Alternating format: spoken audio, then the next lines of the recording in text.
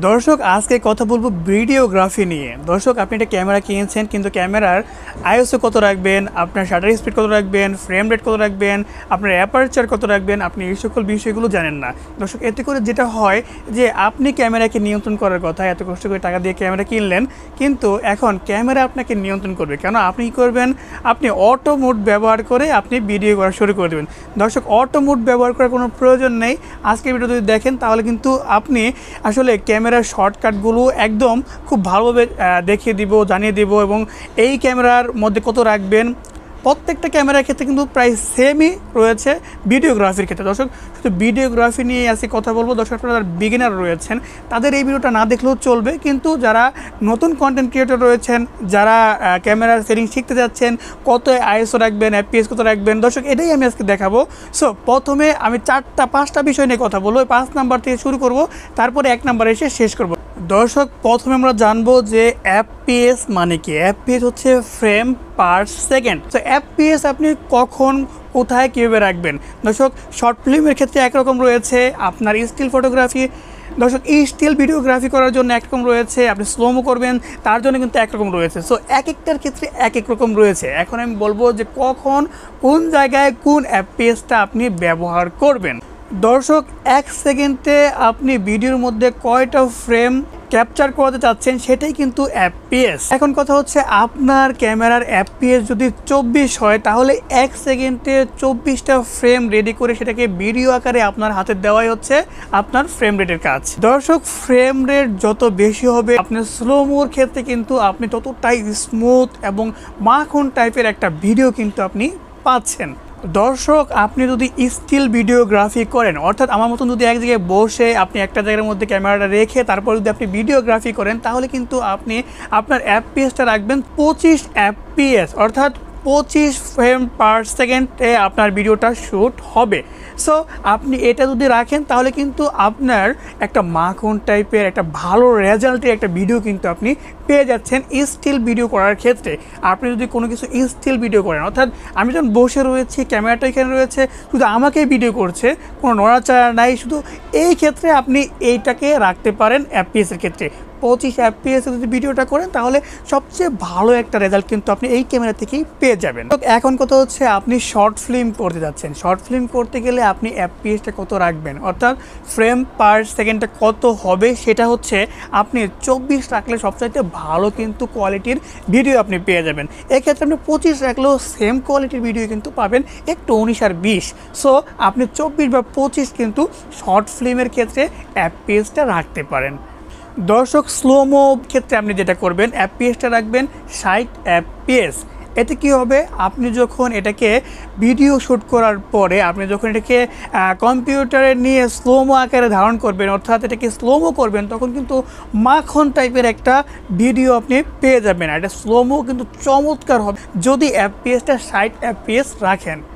দর্শক 4 নম্বরে যে কাজটা করতে হবে সেটা হচ্ছে আপনার শাটার স্পিড কত থাকবে। শাটার স্পিডটা হচ্ছে আপনার এফপিএস যত থাকবে তার ডাবল হবে শাটার স্পিড।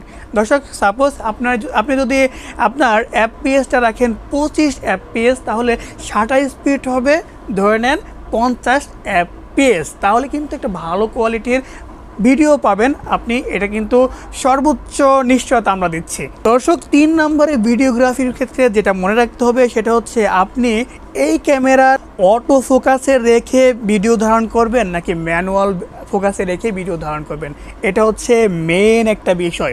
দর্শক আপনার ক্যামেরার মধ্যে যদি ডুয়েল ফোকাসের ব্যবস্থা থাকে, অর্থাৎ আপনার ট্র্যাকিং ফোকাস যেটা বলা হয়, আপনার সাবজেক্টটা যদি নড়াচড়াও করে তাহলে যদি এটা ধরে রাখতে পারে, তাহলে কিন্তু আপনি সবসময় চেষ্টা করবেন যে অটো ফোকাসে রেখে তারপরে ভিডিওটা করার জন্য। কিন্তু আপনার ক্যামেরাটা যদি তোর ভালো না হয় বা কোয়ালিটিফুল না হয়, যে ক্যামেরার মধ্যে ডুয়েল অটো ফোকাস নেই, তাহলে কিন্তু ম্যানুয়াল ফোকাস দিয়ে কিন্তু আপনি ভিডিওটা ধারণ করতে পারবেন। এতে করে কি হবে, আপনি আসলে চমৎকার একটা ভিডিও আপনি পেয়ে যাবেন। আর এই ভিডিওর ক্রেডিট কিন্তু আপনার নিজের। যদি অটো ফোকাসে ভিডিও ধারণ করেন তাহলে কিন্তু সেই ক্রেডিটটা কিন্তু আপনার নিজের না, ক্যামেরার। কিন্তু ওই ক্যামেরাটা যদি আপনি নিতে চান তাহলে কিন্তু আপনাকে ম্যানুয়াল ফোকাসকে কাজ করার জন্য বা ম্যানুয়ালভাবে ফোকাস করার জন্য আপনাকে অনেক চেষ্টা করতে হবে এবং দক্ষ হতে হবে। তবে দর্শক আপনার ক্যামেরাটা যদি একটা হাইব্রিড ক্যামেরা হয় বা বর্তমান সময়ের আপগ্রেড ক্যামেরা হয় তাহলে সেটার মধ্যে কিন্তু আপনার ট্র্যাকিং অটোফোকাস থাকবে এবং আপনার ডুয়েল অটোফোকাস থাকবে। সো এই ক্ষেত্রে অনেক ক্যামেরা রয়েছে যেগুলো কিন্তু চোখকে অর্থাৎ আই অটোফোকাস রয়েছে, যেমন এটা সনি ZV-E10, এটার মধ্যে কিন্তু আই অটোফোকাস রয়েছে।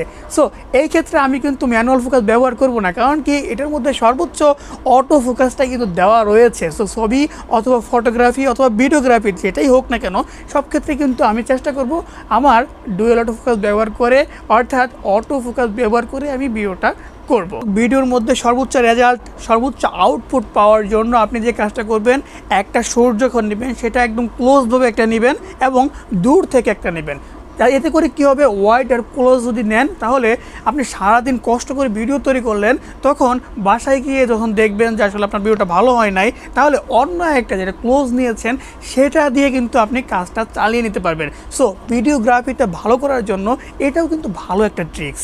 এক নম্বর আমি যে বিষয়টার উপর গুরুত্ব দিব সেটা হচ্ছে কয়েকটা বিষয় নিয়ে একটা নাম্বার দিয়েছি আমি, সেটা হচ্ছে আপনার ভিডিওতে সাউন্ড কোয়ালিটি সবচাইতে ভালো হতে হবে, তাহলেই কিন্তু সর্বোচ্চ একটা ভালো আউটপুট আপনি পাবেন। সো আপনার ক্যামেরার মধ্যে যে বিল্ট ইন একটা মাইক্রোফোন দেওয়া থাকে সেটা দিয়ে যদি আপনি কাজ চালাতে চান তাহলে কিন্তু আপনি ভালো কোয়ালিটির সাউন্ড কিন্তু পাবেন না। সো আপনি একটা এক্সটার্নাল মাইক্রোফোন আপনি কিন্তু ব্যবহার করতে পারেন। সো আমি ব্যবহার করছি এখানে বয়াবাই M1। সো এটার সাউন্ড আপনারা বুঝতে পারছেন, এটার সাউন্ড ক্ষেত্র বিশেষে ভিন্ন ভিন্ন হয়ে থাকে। সো আপনার প্রয়োজন অনুসারে আপনার আর্থিক অবস্থার উপর ডিপেন্ড করে একটা ভালো মাইক্রোফোন আপনি ব্যবহার করবেন।